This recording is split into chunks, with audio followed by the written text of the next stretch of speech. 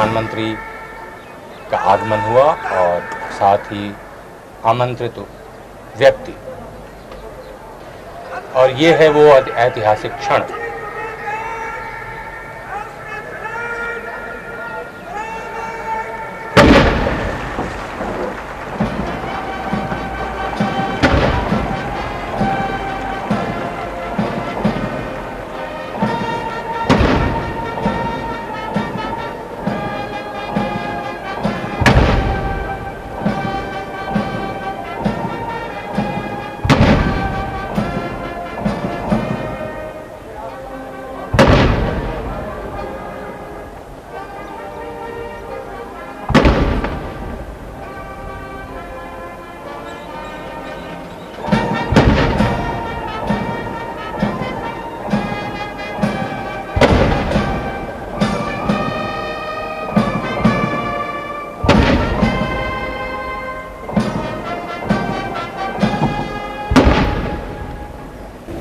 भाइयों बहनों, बुजुर्गों, प्यारे बच्चों, हम हर 15 अगस्त को यहाँ पे एकत्रित होते हैं। यह कोई उत्सव नहीं है। हम जमा होते हैं उन बहादुरों की याद में जिन्होंने आज़ादी की लंबी लड़ाई में अनेक कष्ट उठाए, जीवन दान भी दिया। यह आंदोलन बहुत बहुत बरसों का है और जितना आजकल के लोगों को उसके बारे में जानना चाहिए वो बड़े भूल गए हैं और युवा पीढ़ी को तो मालूम ही नहीं है। इतने बड़े बड़े नाम हैं महापुरुषों के और महिलाओं के कि उनका वर्णन हम यहाँ नहीं दे सकते, लेकिन उदाहरण के तौर पर कुछ लेती हूँ, केवल ये मिसाल देने कि कैसे भारत के हर कोने से हर धर्म के लोग उसमें शामिल थे। तिलक, दादा भाई नौरोजी, दिल्ली के डॉक्टर अंसारी, तैयब जी साहब, अनेक ऐसे तो एक पुष्ट के लोग थे। फिर आए भारत में लौटे महात्मा गांधी और आज़ादी के रास्ते ने एक नया मोड़ लिया जिसमें केवल बुद्धिजीवी और बड़े बड़े लोग नहीं, लेकिन सारे देश के किसान, मजदूर, युवा पीढ़ी और सभी लोग उसमें साथ हुए। हम क्यों इस लाल किले पे आज झंडा चढ़ाते हैं? ये कोई आज़ादी का प्रतीक नहीं है, पुराने ज़माने का प्रतीक है।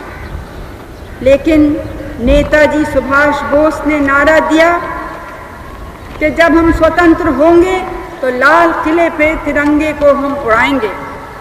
ये कारण है कि 15 अगस्त को यहाँ भारत के पहले प्रधानमंत्री जवाहरलाल नेहरू ने ये झंडा फहराया और तब से हर प्रधानमंत्री इस कर्तव्य का पालन करते हैं। झंडा फहराया गया, उसके पहले इस लाल किले में 3 हमारे बहादुर गिरफ्तार थे। वो हमारे रास्ते से नहीं चल रहे थे, उनका कुछ दूसरा रास्ता था, लेकिन उन्होंने भी आज़ादी के चाह से, प्रेम से सब कुछ छोड़ने को, त्यागने को तैयार हो गए थे। वो भी शाहनवाज खां को तो दिल्ली के लोग अच्छी तरह से जानते हैं, एक मुस्लिम, प्रेम सहगल और ढिलोन। कोई हमने उनको नहीं चुना, कोई विदेशी हुकूमत ने उनको नहीं चुना, लेकिन तब भी इत्तेफाक से 3 धर्मों के लोग वो थे। मैं ये बात इसलिए कह रही हूँ घड़ी घड़ी कि हम समझें कि ये देश आज़ाद कैसे हुआ।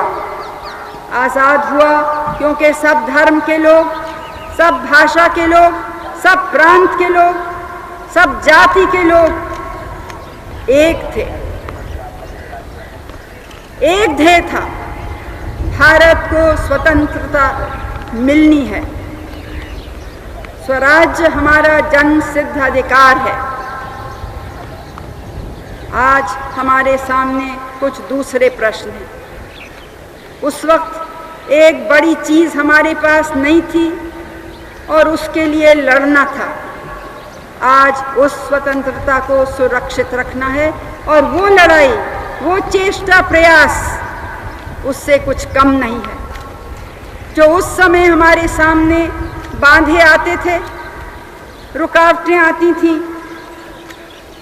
खतरे थे, धमकी दी जाती थी, वो सब चीज़ें दूसरे रूप में, दूसरे प्रकार से हमारे सामने, हमारे चारों तरफ हैं। कुछ लोग कहते हैं कि जब मैं खतरे की बात करती हूँ तो लोगों का देश के भीतर के प्रश्नों से ध्यान भटकाना चाहती हूँ।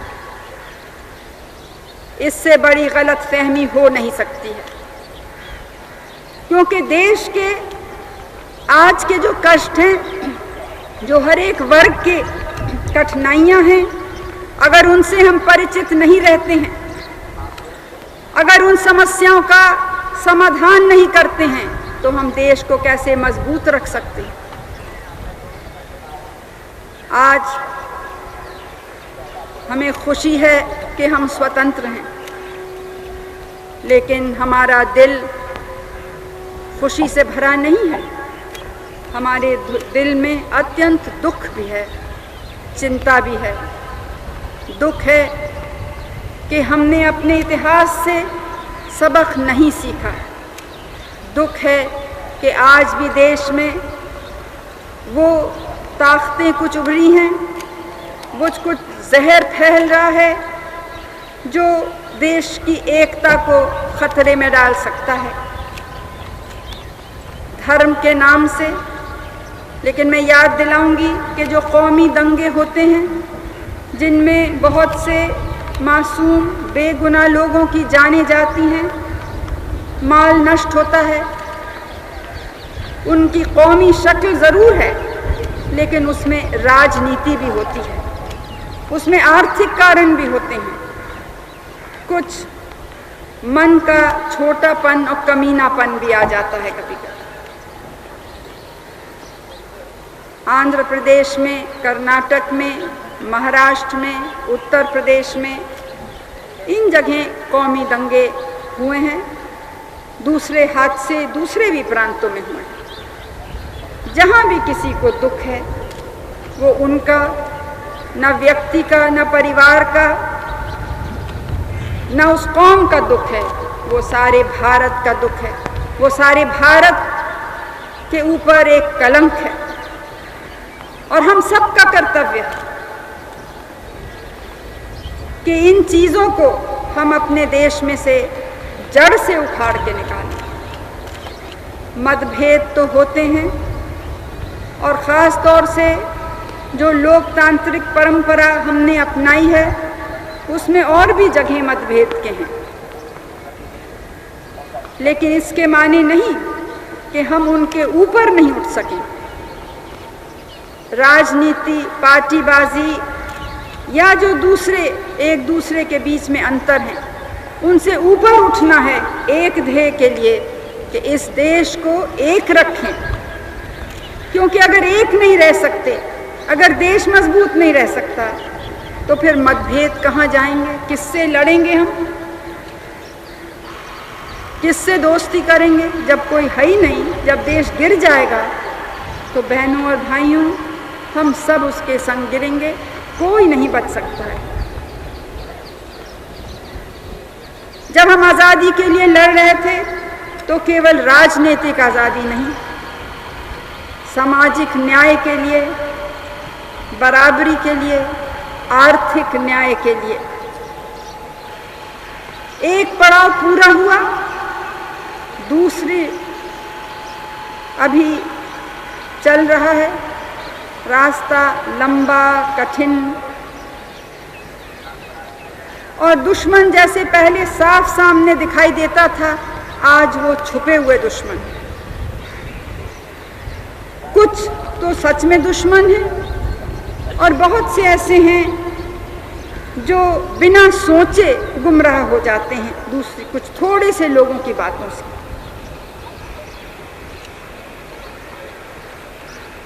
सबके दिल में इस वक्त पंजाब का ख्याल है। मैं पंजाब की कहानी नहीं सुनाना चाहती हूँ आपको, अनेक बार बोल चुकी हूँ, लेकिन क्योंकि गलत प्रचार हो रहा है तो 2 शब्द मैं कहूँगी। आज बहुत से लोग इस सम्मेलन में शामिल हैं जो यहाँ हमको दिख नहीं रहे हैं, क्योंकि इस अरसे में पिछले दफ़े जब मैं आपसे बोली तब से टीवी और रेडियो के अंतर्गत दूर दूर के गांव आ गए हैं। बिजली ज़्यादा फैली है, पीने का पानी और जगह पहुंचा है, हर प्रकार की मदद गरीबों के करने की कोशिश की गई है। डॉक्टरी सहायता, शिक्षा, लेकिन इन चीज़ों पे मैं फिर से बात करूँगी। अभी मैं कहना चाहती हूँ कि जो आंदोलन चलते हैं, चाहे एक प्रांत या दूसरे प्रांत में, वो किसी भी ख्याल से आरंभ हों, उनमें दूसरे तबके घुस जाते हैं जिनकी मांगें नहीं होती हैं या दूसरी मांगें होती हैं, और जो उस आंदोलन को अपना ही मोड़ देते हैं। हिंसा, कत्ल, जलाना, हर प्रकार की इस बुराई उसमें लाते हैं। जो आंदोलन चलाने वाले होते हैं वो उनके काबू से वो हट जाता है। यही पंजाब में हुआ। कुछ प्रचार हो रहा है, ख़ास तौर से बाहरी अखबारों में और टीवी पर मैंने देखा कि जैसे कि हमने मांगों पर कभी बात ही नहीं की। आप सबको मालूम है कि कितनी लंबी बातचीत हुई, कितनी थोड़ी सी चीज़ों पे रुकावट थी। हमारी नीति, चाहे देश के भीतर चाहे देश के बाहर, हमेशा ये रही है, गांधी जी की, जवाहरलाल नेहरू जी की, मौलाना आज़ाद की सिखाई हुई नीति, कि जहाँ तक बन सके समझौता करना चाहिए, दोस्ती करनी चाहिए, हमारी तरफ से लड़ाई नहीं।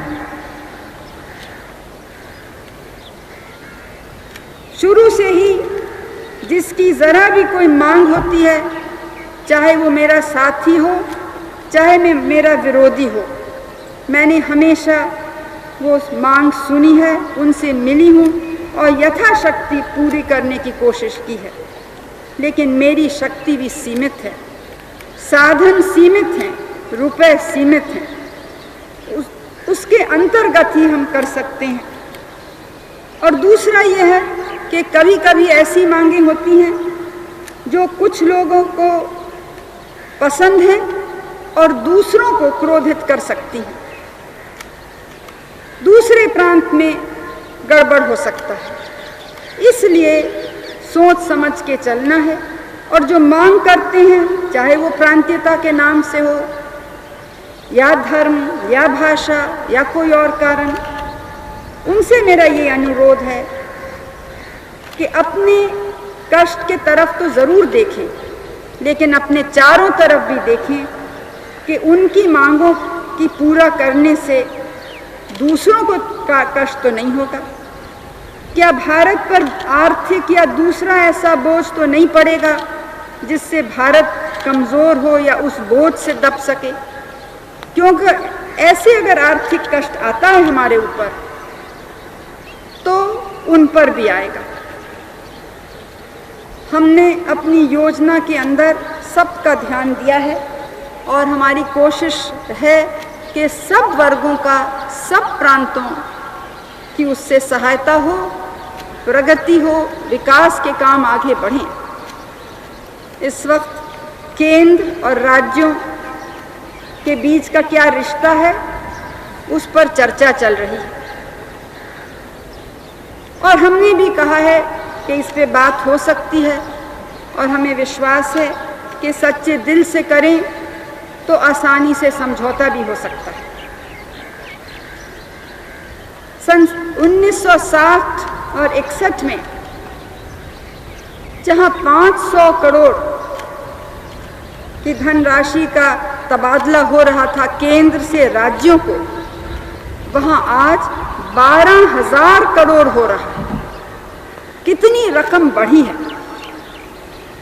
लेकिन न राज्य संतुष्ट हैं और न ही हमारे केंद्र के मंत्रालय संतुष्ट। सब कहते हैं कि हमको कम मिल रहा है। ठीक है, जितनी ज़रूरत है उससे कम है, लेकिन किस देश में, धनी से धनी देश हो, किस देश में आप देखेंगे कि सबकी मांगें पूरी तौर से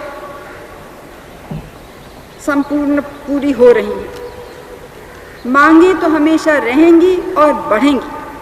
हमको ये देखना है कि जो संपन्न हैं, जो दूसरे से ज़्यादा अच्छी हालत में हैं, उनकी मांगें पूरी करने से कहीं जो गरीब हैं, जो दबे हुए लोग हैं, कमज़ोर हैं किसी कारण, उनकी मांगें पीछे न हट जाएं, कहीं उनकी कमज़ोरी न बढ़ जाए। क्योंकि वो जो भारत के गरीब हैं वो मजबूत होंगे तो सारा देश मजबूत हो। तभी जो आज संपन्न हैं वो और अपनी ताकत भी बढ़ा सकेंगे। और मेरी तो आशा है कि अपने स्वार्थ के लिए नहीं बढ़ाएंगे, देश की भलाई के लिए, अपने से कमज़ोर की मदद करने के लिए, देश को हर दिशा में आगे ले जाने के लिए। इसीलिए हमारा जोर सारा रहा है कि कमज़ोर तबकों की ज़्यादा सहायता की जाए। 20 सूत्री कार्यक्रम का यही ध्येय था और उसके अंतर्गत 1.5 करोड़ परिवारों को अपना जीवन स्तर थोड़ा सा ऊंचे करने में मदद की गई है। 1.5 करोड़ तो बहुत से देशों की तमाम आबादी से भी ज़्यादा है, लेकिन जहां 70 करोड़ हैं उसमें तो वो कम पड़ता है। कोई जादू नहीं है जिससे ये 70 करोड़ तक हम जल्दी में पहुंच सकते हैं। 20 सूत्री कार्यक्रम तो अभी हाल ही में शुरू हुआ है। उसमें नौकरी का भी प्रबंध हुआ है और वो बेरोजगार हमारे देहात के हों या शिक्षित दूसरे हों नौजवान, उस कार्यक्रम में भी काफ़ी हद तक सफलता प्राप्त हुई। ऋण देने में और कार्यक्रमों में भी सफलता प्राप्त हुई।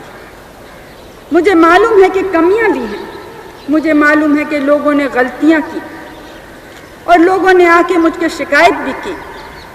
आपको आश्चर्य होगा जो दिल्ली में नहीं रहते हैं या पहले दफ़े सुन रहे हैं कि सिवा छुट्टी के दिनों को छोड़ के जब भी मैं दिल्ली में होती हूँ तो कभी कुछ 100 और कभी कुछ 1000 लोग मुझे रोज़ सुबह मिलने आते हैं। हर तबके के, हर धर्म के, भारत के हर कोने से।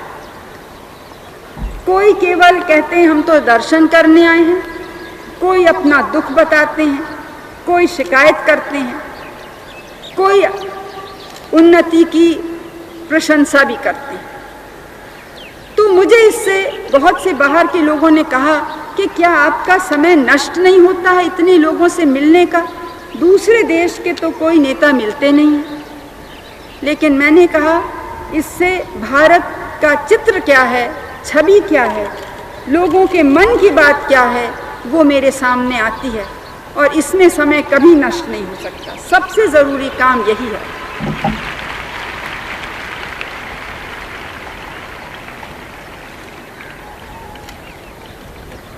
हमने सिंचाई के काम को तो बहुत बढ़ाया है। हमारे कुछ किसान भाई आंदोलन कर रहे हैं, लेकिन जितना हमने इन पिछले 4 वर्षों में किसानों के लिए किया उतना पहले शायद कभी भी नहीं हुआ। वैसे उनके तरफ ध्यान तो आज़ादी के आंदोलन में तो थे ही, वो हमारे एक जड़ समझिए आंदोलन के। उसके बाद भी हर समय उनके तरफ ध्यान था। वो हमारे अन्नदाता हैं। मुझे मालूम है कि जो चीज़ें वो ख़रीदते हैं उसके दाम बढ़े, लेकिन हम पूरी कोशिश कर रहे हैं अपनी तरफ से कि उनकी सहायता करें, और की भी है। रासायनिक खाद को हम 800 करोड़ की सब्सिडी, यानी जो दाम है, जो होने चाहिए दाम, उससे कम उनसे ले रहे हैं, 800 करोड़ तक। गरीब देश के लिए आसान नहीं है। इसी प्रकार से जो वो पैदा करते हैं उसकी कीमत भी पहले से काफ़ी बढ़ी है, लेकिन ये सच है कि जिन चीज़ों की उनको ज़रूरत है उसमें कुछ कीमतें बढ़ी हैं, यहाँ बढ़ी हैं, दूसरे देशों में बढ़ी। ये भी सच है कि जैसे जैसे उन्नति और प्रगति होती है वैसे मांगें भी बढ़ती हैं। जो लोग 2-3 साल पहले ट्रैक्टर का सोचते भी नहीं थे, थ्रेशर का सोचते भी नहीं थे, इतनी खाद का उपयोग या कीड़े मारने की दवा का उपयोग ही नहीं करते थे, आज वो मांग बढ़ी, और जितनी मांग बढ़ती है उतनी पैदावार नहीं बढ़ती है, इसलिए दाम बढ़ते हैं। तो हमको इन सब बातों को संग लेके सोचना है। जितना हम उन पर निर्भर हैं उतना वो भी निर्भर हैं कारखाने से क्या पैदा हो उस पर। तो मजदूरों के तरफ भी ध्यान देना है कि उनको न्याय मिले। कभी हमारा दोष होता है, कभी मिल मालिक का दोष होता है, और कभी मजदूर स्वयं, क्योंकि एक यूनिट में या एक कारखाने में बहुत से यूनियन हों और एक दूसरे का मुकाबला करें, लड़ाई करें, उसमें भी समय भी जाता है, उत्पादन को भी उसमें हानि होती है। इन चीज़ों के तरफ हमको ध्यान देना है। और अगर हर एक तबका अपने प्रश्न को बड़े भारत के चित्र के अंतर्गत देखे तो वो देखेगा कि केवल उसकी कठिनाई नहीं है, किसानों की कठिनाई है, तो मज़दूरों की कठिनाई है, तो गृहिणी की कठिनाई है, महिलाओं को जिनको सस्ते से सस्ते में कोशिश करनी है अपना घर चलाने में इस महंगाई के ज़माने में।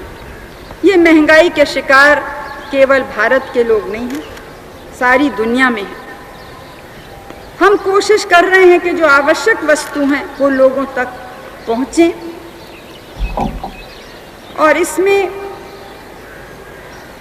जो राशन प्रणाली है उसकी सहायता में अनाज के वितरण करने में, दूर दूर पहुंचाने में 850 करोड़ खर्चे किए जा रहे हैं, और हर कोशिश है कि बढ़े। अगर कोई बीच में बेईमानी करता है, भ्रष्टाचार करता है, तो उस पर सख्त से सख्त कदम लेना चाहिए, लेकिन वो उसी समय पता होना चाहिए किसने किया और कहाँ किया।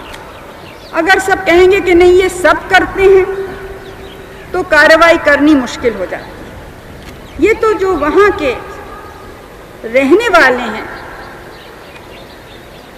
स्थायी लोग हैं, उनको इस पे सतर्क रहना है। जो अत्याचार होते हैं, चाहे हरिजन पर हों, चाहे अल्पसंख्यक के लोगों पे हों, चाहे महिलाओं पे हों, जो पड़ोस के लोग सतर्क रहेंगे, जागरूक रहेंगे, तो तभी इनका कोई रास्ता निकलेगा। हमारी तरफ से तो कानून और मजबूत करने की पूरी चेष्टा है। जो नहीं भी मांग करता है, हम उस मांग को भी सोचते हैं कि ये कठिनाई उठ सकती है, इसके लिए हम अभी क्या करें। तो ये ज़माना है कि अगर आप चाहते हैं कि अपने पैर पे खड़े हों, हमारा नारा है कि राष्ट्र आत्मनिर्भर हो। लेकिन राष्ट्र के माने क्या हैं? कोई ज़मीन नहीं, लेकिन आप में से प्रत्येक नागरिक, चाहे कहीं भी रहते हैं, आप में आत्मनिर्भरता जहाँ तक हो सके वो आए, ये हमारी चेष्टा है। और उसके संग एक जिम्मेदारी जाती है। जिम्मेदारी है कि आप अपने कर्तव्य का भी पालन करें। आप देखें कि हिंसा न हो, आप देखें कि जो पवित्र स्थान हैं, धार्मिक स्थान हैं, वो हिंसा के लिए के अड्डे न बन जाएं, अस्त्र जमा करने के अड्डे न बन जाएं, बुरे काम के अड्डे न बन जाएं। आपका कर्तव्य है कि सांप्रदायिकता का नारा नहीं उठे, और जहां उठता है आप स्वयं जाइए। जैसे आज़ादी के ज़माने में हमारे कार्यकर्ता जाते थे और लोगों को शांत करते थे, और वो जो उनका गुस्सा उठता था उसको कम करने की कोशिश करते थे, क्योंकि हमने करके देखा है, हमको मालूम है कि ये हो सकता है। क्योंकि भारत ने बड़े बड़े काम उठाए हैं, इसलिए हमको विश्वास है कि आगे और बड़े काम हम कर सकते हैं। खतरे देश के भीतर हमेशा ही रहते हैं। जहाँ इतनी विविधता है, इतने धर्म, भाषा, इतने नियम और रस्म, वहाँ कुछ न कुछ तो एक दूसरे से मुकाबला चलता ही है।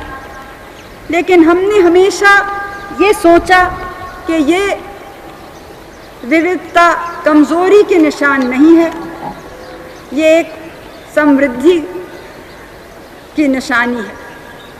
ये भारत को एक और सुंदर बनाता है, हमारे समाज को सुंदर बनाता है।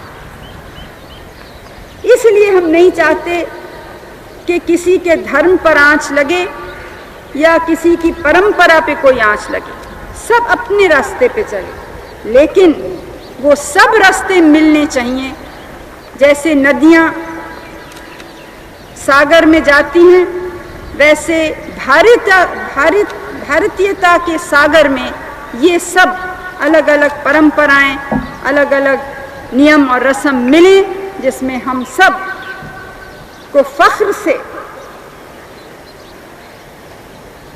कहें कि हम भारतीय हैं। हम अपने धर्म का पालन नहीं करेंगे अच्छी तरह से, और बहुत से लोग धर्म में नहीं मानते हैं, इसलिए उन पे कोई ज़बरदस्ती नहीं है। लेकिन जो धार्मिक लोग हैं अपने धर्म का पालन करेंगे तो ज़्यादा अच्छे नागरिक बन सकते हैं। किसी धर्म में ये नहीं है कि लड़ाई करें। हर धर्म ने भाईचारा सिखाया है, प्रेम और करुणा सिखाई है। और उस धार्मिक रास्ते पे अगर देश चले तो एक नया समाज हम बना सकते हैं। अभी भी समाज नया हो रहा है, अभी भी अपनी पुरानी परंपरा को रख के हम आधुनिकता के तरफ जा रहे हैं।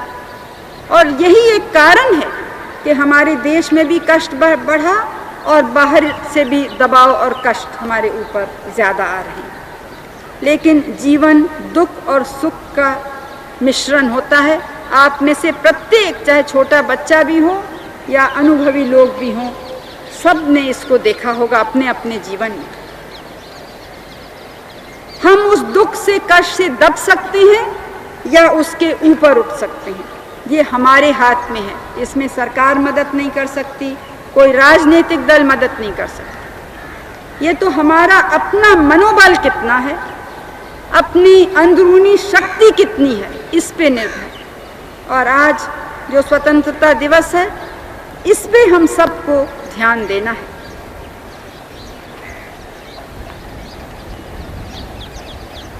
इन 4 सालों में आपने देखा होगा या सुना होगा या पढ़ा होगा कि हर साल कोई न कोई काम ऐसा हुआ है जिससे भारत की प्रतिष्ठा बाहर के देशों में बढ़ी है और हमारे दिलों में बढ़ी। हमने उसका वो लाभ नहीं उठाया जो दूसरे देश उठाते हैं। हमने माने मैंने या सरकार ने नहीं, भारत के लोगों ने उसका वो उपयोग नहीं किया कि उससे एकता और मजबूत हो और राष्ट्र गौरव बढ़े, जो सब देश करते हैं। ये कुछ हमारी कमी रह गई। यहाँ जब एशियाड के खेल हुए तो दिल्ली वालों को मुझे मालूम है कितनी खुशी हुई। विरोधी दल के भी नौजवान मेरे पास आए कि चाहे और बातों में हम आपसे सहमत नहीं हैं, लेकिन इसके लिए हम आपको धन्यवाद देते हैं और हमें खुशी है। लेकिन प्रचार क्या हुआ कि कितना रुपया ज़ाया हुआ है, क्या फ़ायदा था इसका। अभी हाल में आपने देखा कि दूसरे देश ने किस दूसरे भावना से ऐसी चीज़ प्रकट की। तो हमको तो देखना है कि हर मौके से, ये नहीं कि एक पार्टी मजबूत होती है कि नहीं, सारा देश हर मौके को कैसे ले सकता है एकता बढ़ाने के लिए, देश की शक्ति, देश का मनोबल, देश का स्वाभिमान बढ़ाने के लिए, आत्मविश्वास बढ़ाने के लिए। ये है सबसे बड़ा काम। अब हमारे ऊपर एक दूसरी बड़ी जिम्मेदारी भी आई है, देश की तो है ही है, लेकिन कुछ बाहर के देशों का भी, लोग तो उसको नेतृत्व कहते हैं, मुझे नेतृत्व का, नेता होने का शौक़ नहीं है। हम तो कहते हैं कि हमें मौका मिला है कि इतने 101 देशों को अपने की सेवा करें हम किसी तरह से। लेकिन ये कहना पड़ता है कि हमारे ही बीच में भी मतभेद हैं, कुछ देशों में लड़ाई हो रही है और उसको हम रोक नहीं पाए, लेकिन कोशिश में हम लगे हैं, जैसे ईरान और इराक़ के बीच में। वहाँ के नेताओं से हर समय संबंध, खत किताबत है, दूसरे नेताओं से है कि क्या हो सकता है। बहुत से लोग यहाँ आए, हमारे अफसरान और मिनिस्ट्रान इन देशों में और दूसरे देशों में इस विषय पर गए और पूरी कोशिश हमारी जारी है। और भी देश हैं जहाँ झगड़े हैं। हाल में हमारे एक पड़ोस में भी एक झगड़ा उठ खड़ा। आपको तो मालूम है कि हमारी नीति हमेशा दोस्ती की रही है और हमने कोई रास्ता नहीं छोड़ा जिससे कि दोस्ती और मजबूत न हो, चाहे पाकिस्तान से या बांग्लादेश या नेपाल या श्रीलंका। ये हैं हमारे निकट के पड़ोसी। पाकिस्तान में बहुत वर्ष पहले जब जवाहरलाल नेहरू प्रधानमंत्री थे, तब उन्होंने सुझाव दिया था जिसके हम एक दूसरे से लड़ाई न करें, इस पे समझौता हो। और उस बात को अलग अलग रूप में पहले पूज्य शास्त्री जी ने और फिर मैंने उसको दोहराया, लेकिन बराबर उसको वो ठुकराते गए। अब जाके कुछ साल पहले, अब के जब मैं प्रधानमंत्री बनी, जिस समय उनको बाहर से नवीन प्रकार के जोरदार शस्त्र हथियार मिले, उसके साथ साथ उन्होंने एक ये भी जोड़ दिया उसके बाद में कि ऐसा समझौता होना चाहिए। हमें इस समझौते से कोई विरोध नहीं है हमारा इससे, हम तो स्वयं चाहते हैं। लेकिन हमने एक बात कही कि अभी तक आप इसको ठुकराते रहे, अब आप उठा रहे हैं इसको, तो क्या इसके लिए एक वातावरण अच्छा नहीं बनाना चाहिए?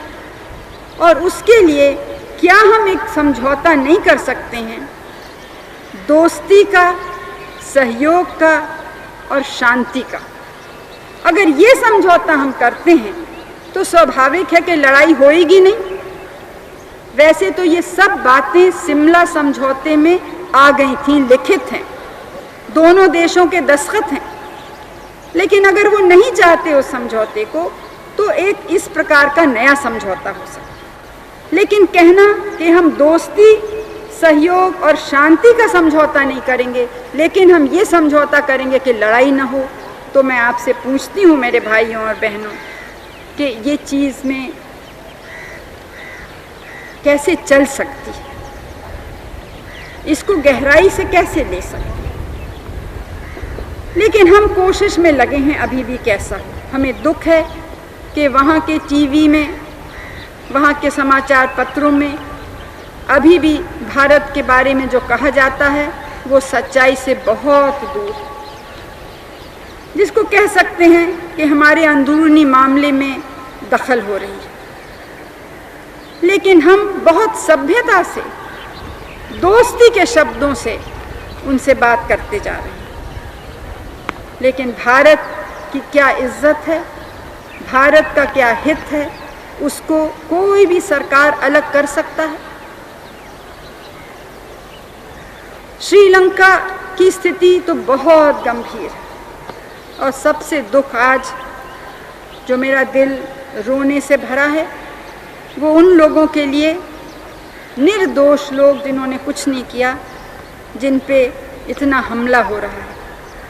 वहाँ भी उग्रवादी हैं, आतंकवादी हैं और जाहिर है किसी भी सरकार को उनका सामना करना है। लेकिन जिस प्रकार से एक कौम पर हमला हो रहा है कई वर्षों से, उससे वहाँ शांति नहीं आई है, वहाँ की स्थिति और बिगड़ती गई। हम दखल नहीं देना चाहते, हम दूसरी देश की एकता में किसी प्रकार का बाधा नहीं डालना चाहते, हमारे हित में भी नहीं है। हम तो चाहते हैं कि हमारे पड़ोसी देश स्थिर रहें, मजबूत रहें, हमसे दोस्त रहें।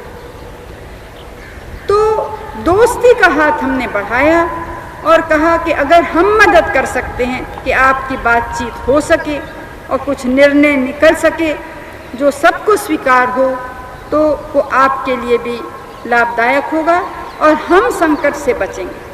हमारा संकट क्या है कि दुख तो सारे भारत का है, लेकिन जो हमारे तमिल लोग हैं उनका दुख और कष्ट कुछ ज़्यादा ही है। 40,000 शरणार्थी वहाँ पे आ बसे हैं। अब उनके बीच दूसरे लोग भी आ सकते हैं, जासूस भी आ सकते हैं, बाहर के लोग आ सकते हैं, हमको नहीं मालूम क्या। गरजा हिंदुस्तान चॅनलला सबस्क्राईब करा आणि ताज्या घडामोडी जाणून घेण्यासाठी बेल आयकॉनवर प्रेस करा।